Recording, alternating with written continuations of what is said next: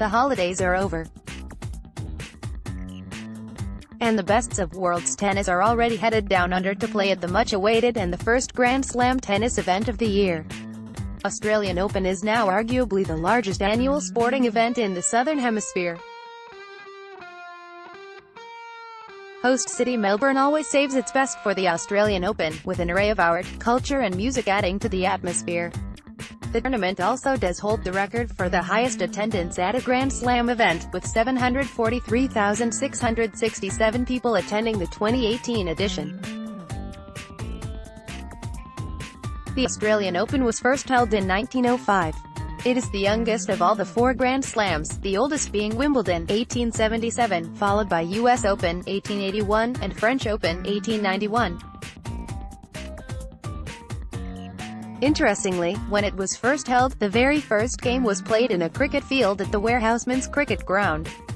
Since its inception, the Australian Open has been staged in 5 Australian and 2 New Zealand cities. Due to the remote location of Australia in the context of many international players, very few foreign players entered this tournament in the early 20th century. In the 1920s, the trip by ship from Europe to Australia took about 45 days. Initially, the Australian Open was played on grass. Starting 1988, the surface shifted from grass to hard courts. Mats Wilander holds the record for being the only player to win the title on both grass and hard court. January is actually the summertime in Australia. The mercury can rise up to 45 degrees Celsius, which is well above 100 degrees in Fahrenheit. The blazing conditions pose challenge to players. They feel like playing tennis in a sauna or on a frying pan that sizzle their souls. They are forced to make use of braided ice towels. Many players have to be put on intravenous drips in order to cope up with the hot weather conditions. Extreme temperatures also cause the tennis balls to shrink and expand, and behave differently. From 1988, Extreme Heat Policy or EHP came into effect, wherein the match can be halted upon the referee's decision if the temperature crosses the threshold barrier. Australian Open is the first Grand Slam tournament to feature indoor play during wet weather or extreme heat, with its 3 primary courts, including Rod Laver Arena, Melbourne Arena and the refurbished Margaret Court Arena equipped with retractable roofs. The Australian Open has its fair share of hiccups over its existence. The tournament was played in January till 1919 and shifted to March in 1920. It again changed to August during 1923 to 1976. In a curious case, when changing from a January event to a December event, 2 tournaments were held in 1977, the first in January, the second in December. In 1987, the tournament moved back to January, so no championship was decided in 1986. While Djokovic holds the joint record for the most Australian Open wins, Andy Murray isn't far behind in finals. Murray has reached the final at Melbourne Park an amazing 5 times, but has yet to win the thing. Of his 5 defeats in the finals, 4 have been against Djokovic. Will it be different for Muzzard at possibly his swan song at AO2019? Welcome to the another bat of bits and bats. Welcome to Nutty's Infotainment. Yes. And your time starts now. Name the youngest and the oldest winner of the men's single title at the Australian Open. Ken Rosewell and Ken Rosewell. Yes, you read that right. It is the same person.